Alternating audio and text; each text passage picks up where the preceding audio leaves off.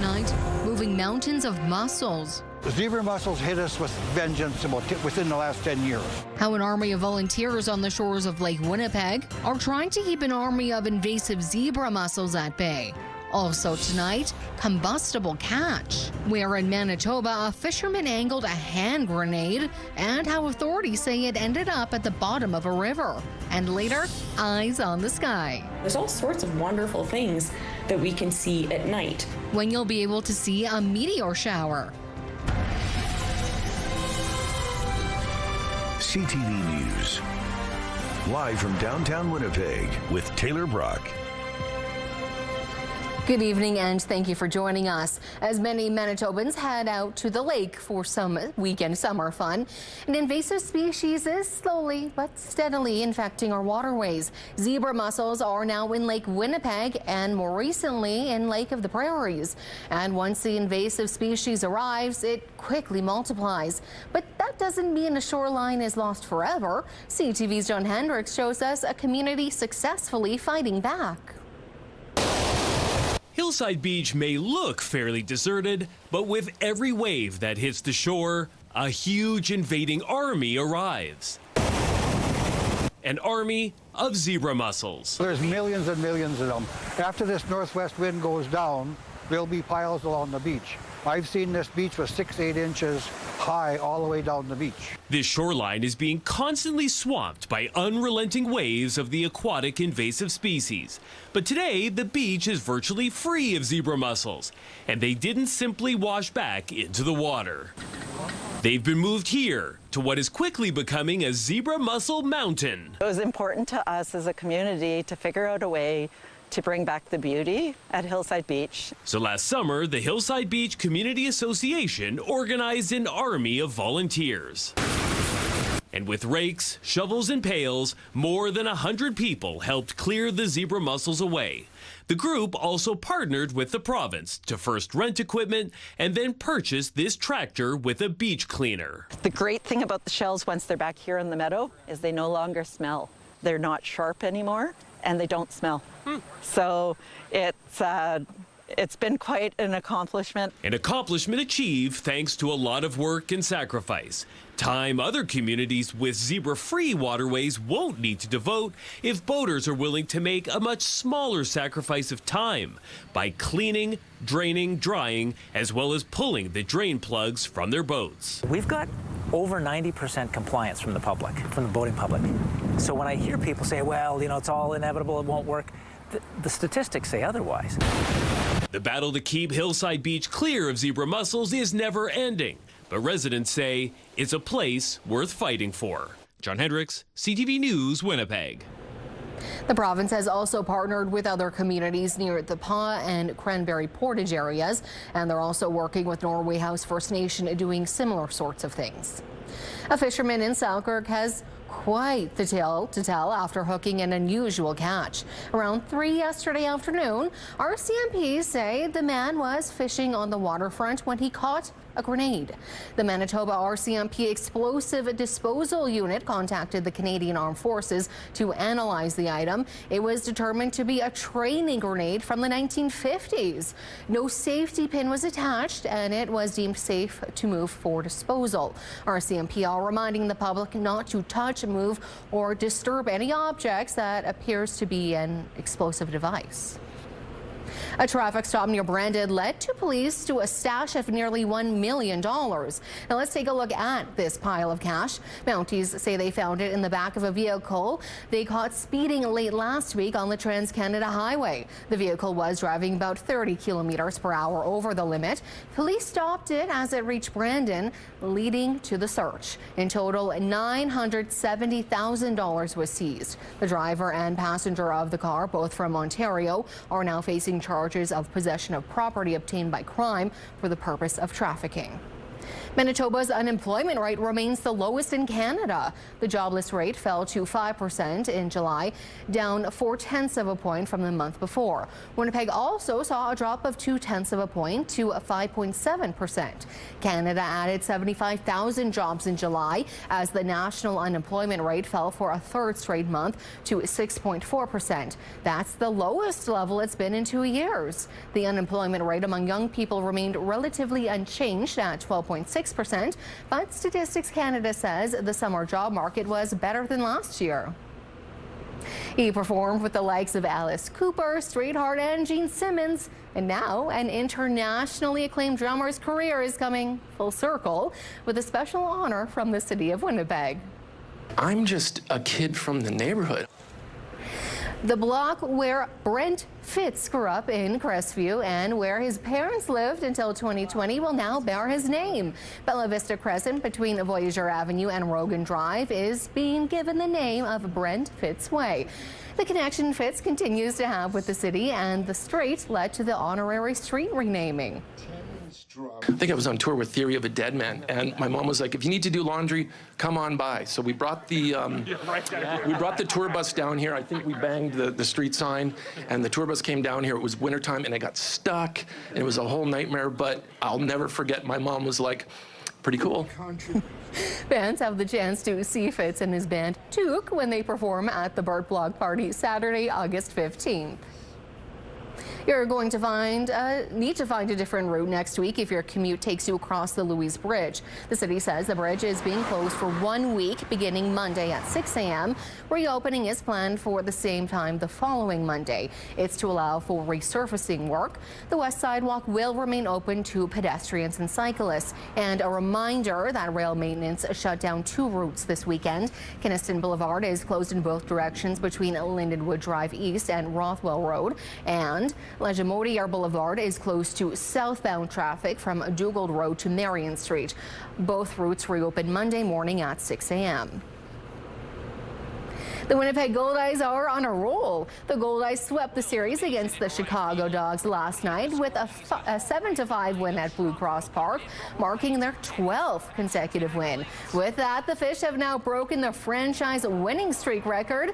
The win puts the Goldeyes a game and a half out of first place in the league. The team will try to keep the streak alive as it heads out on the road for a 3-day weekend series against the Salt Dogs in Lincoln, Nebraska. The coming weeks will be busy for stargazers. So there's all sorts of wonderful things that we can see at night.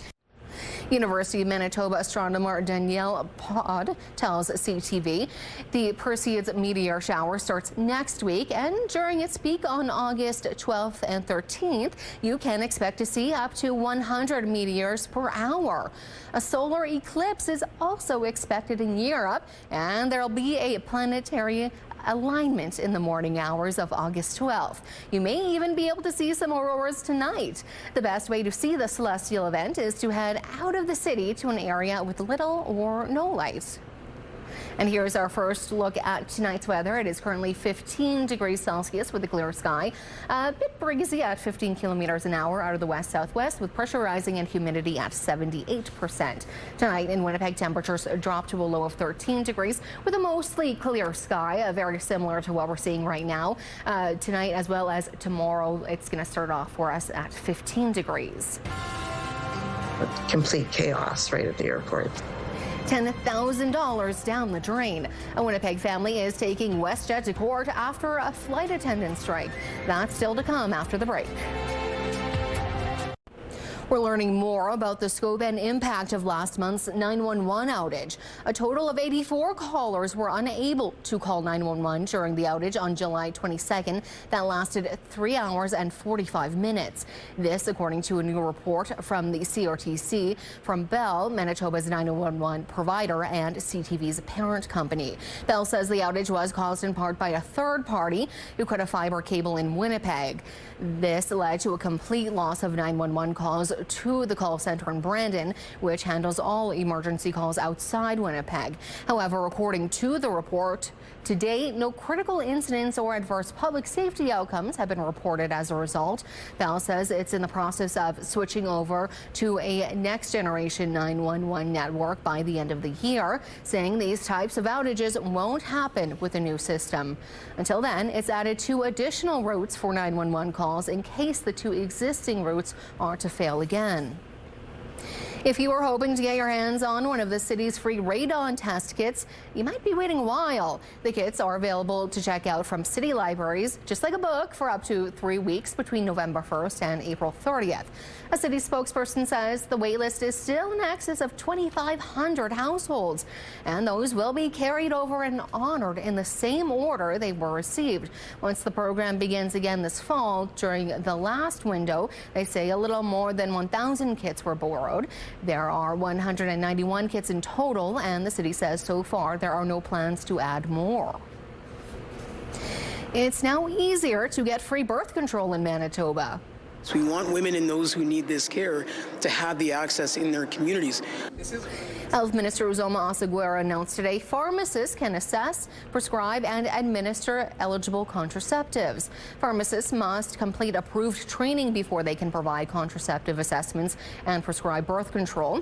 Eligible prescriptions include oral pills, hormonal patches, vaginal rings, and intramuscular injections. Pharmacists Manitoba has been advocating for this change, saying pharmacists already have the skill and training needed to provide the care.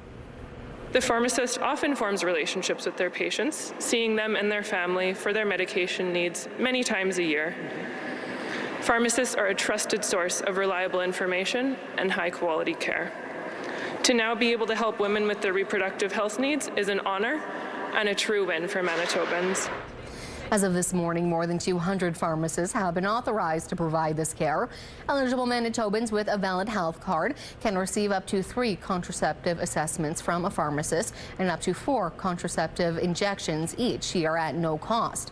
Manitobans are encouraged to contact their pharmacy to make sure the service is being offered there. WestJet passengers are still dealing with the fallout of the one-day flight attendant strike, and one Winnipeg family says it cost them thousands. It only lasted, the strike only lasted 10 hours, but, complete chaos right at the airport. Lori Regalka and her family planned a trip to Paris, flying with WestJet last weekend. When they landed in Calgary to catch their connecting flight, they were told it had been preemptively canceled due to the strike. Regalka says WestJet initially offered the group of 8 $250, leaving them stranded in Calgary with no accommodations and little communication. In fact, the agent kept saying to us in the beginning when we first went up and said, well, what can we do? And she said, well, you should be grateful that we're giving you $250 for 8 of you. And she said, we don't have to do anything. And we were just in shock by her words. Regalka says WestJet has since offered her to refund her family $5,000, but she says that they're actually out more than $10,000 as most of their hotels and tours in Europe couldn't be refunded. They're making a claim with WestJet for their remaining expenses and considering taking the airline to court over the matter. CTV News has reached out to WestJet and we're still waiting for a response. Improvements are on the way for St. Fatel Duck Pond. As you can see, the pond is looking a little green, due in part to how shallow it is. Next year, the city says it will be dredged and some areas naturalized to help prevent geese from flocking there. The park is also getting some new paving, including better pathways throughout the area. The total cost of the revitalization is pegged at just shy of $3.4 million on top of $1.2 million for roads. A full weekend of family fun is taking over Winkler this weekend, and there are several free concerts you won't want to miss.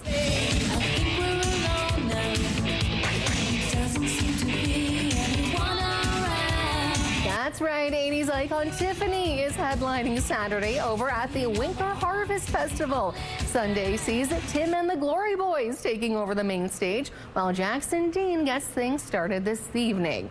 Throughout the day, you'll find everything from a midway, vendors, petting zoo, strongman competition, and, well, really much more.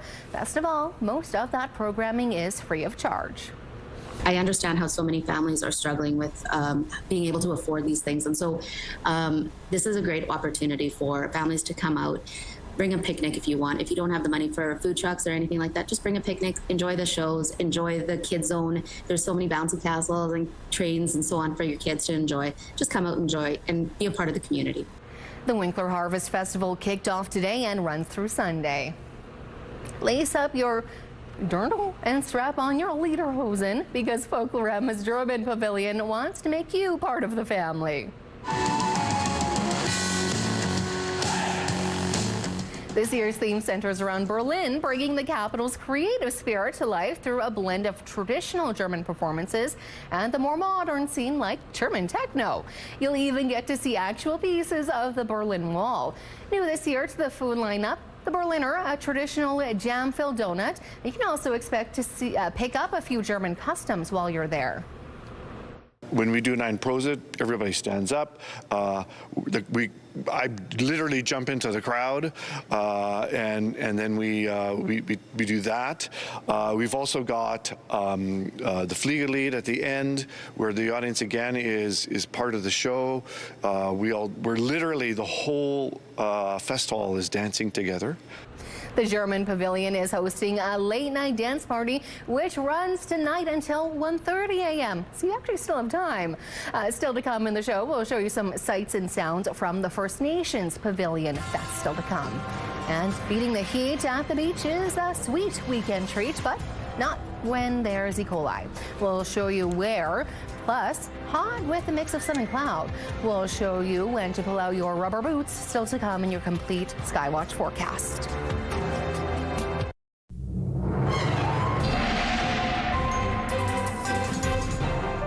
Tonight's Skywatch photo, if you can see it right there close to the center, that is a blue heron. Thanks to Chris for sending this one in of the LaSalle River. You can send your weather photos to Winnipeg Weather at ctv.ca. Taking a look over the next couple of days throughout the weekend, northern Manitoba will continue to see more rain, potentially even a thunderstorm over the next 24 hours.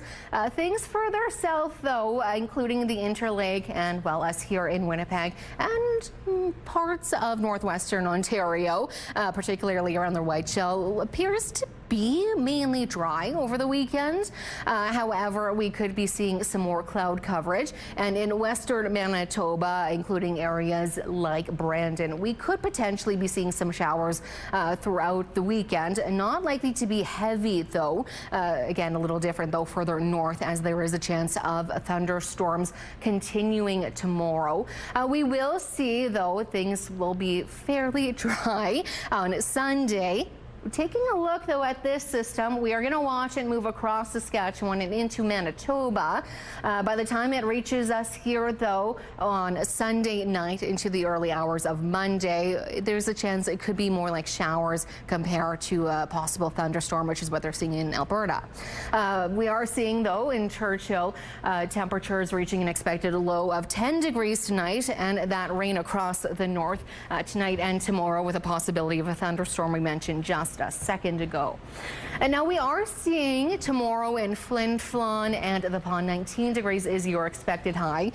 There's more of a chance of a thunderstorm in Norway House tomorrow, whereas showers are more likely in Flin Flon and the Paw. Lynn Lake, you're lucking out, mostly cloudy tomorrow. We are seeing in Brandon temperatures expected to drop to a low of 9 degrees tonight and a high of 22 tomorrow. Mostly sunny. However, there is a chance of some showers. And Winnipeg, we'll chat chat about that possibility in a second. Tomorrow, though, I have 23 degrees, mostly cloudy, but still wear your sunscreen if you're heading to the beach. And taking a look at Kenora, 21 degrees as the expected high tonight. Tomorrow. Tonight we are seeing some heavier cloud coverage. Tomorrow in Kenora and Fort Frances, that could translate into some lighter showers. And looking at the next 7 days, we could be seeing rain here in Winnipeg on Monday and a risk of a thunderstorm on Tuesday. Speaking of the beach, if you're heading there this weekend, there's a few with higher rates of E. coli. According to the latest beach reports, E. coli counts in Lake Winnipeg were briefly above the recreational water quality level earlier this week at the Hanese, Gimli, Milne, and Winnipeg beaches. The province says the bacteria levels have since returned to normal. However, St. Malo Beach and Lake Winnipeg's Sunset Beach saw some elevated E. coli counts between Tuesday and Thursday. The province has posted signs at these beaches advising visitors to avoid swallowing water or swimming with an open cut or wound. You should also wash your hands before handling your food after swimming. Water testing will continue at the beaches next week. Silent reading is making a comeback on Canada's East Coast. We'll explain the adult twist on that classic grade school pastime next. Company in Halifax provides patrons with some peace and quiet. CTV's Jim Kavaman shows us the sights and sounds from their latest silent reading session. Well, we do silent reading first Wednesday of every month. It's a chance to sort of get away from like the hustle bustle and like just sort of sit down, have a beer, read a book in complete silence. Well, we do play a little bit of music, but for the most part, it's kind of like being in a library, or as I like to call it, an imbibrary. And yeah, it started off back in 2016. We started it off as sort of a social experiment because, how long does it take for a bunch of people to sit quietly in a room with beer before they start to go insane? So that was the original thought, and it actually ended up becoming quite a popular event. And so we just kept on doing it. And now this is our 11th year here, and we're still silently reading at Good Robot. The people who show up to silent reading at Good Robot are, every single walk of life. We get a lot of people from the neighborhood who are just looking for a place to read. We get a lot of people who come from other parts of the city because it's such an interesting and different event. Yeah. We really want it to be just like a library. We would make an announcement at the beginning, and it said, "Ladies and gentlemen, we're about to commence into the imbibrary. So we'd like everyone to please shut up for the next 2 hours and enjoy your books, and please whisper your orders to your bartender." One thing that's been interesting is the people that really love this event, they really are part of the event because in order for this to work, we need to have people up there who are willing to shush other tables if they're getting too loud. So you'll find up there's a lot of people, if someone starts coughing or laughing or giggling or, talking amongst themselves or looking at their phone, you will find other tables shushing, the bad actors, and it sort of seems to regulate itself, which is kind of interesting. Regina is the perfect place to go on a wild goose chase. People walking by will always comment about the geese, what outfit they're wearing. And now that the neighbor has one on her step, it's become quite the conversation of people walking by. The quirky porch goose trend first began in Regina 23 years ago, but it's having a bit of a resurgence now. Demand is strong, with a local home decor store recently getting a flock of 80 geese in. People are dressing them up for the season, which makes them, open for some friendly competition and, conversation. It's your last chance to check out the first half of Folklorama's offerings. We'll give you a glimpse of the show being put on by the First Nations Pavilion and break down tomorrow's forecast next.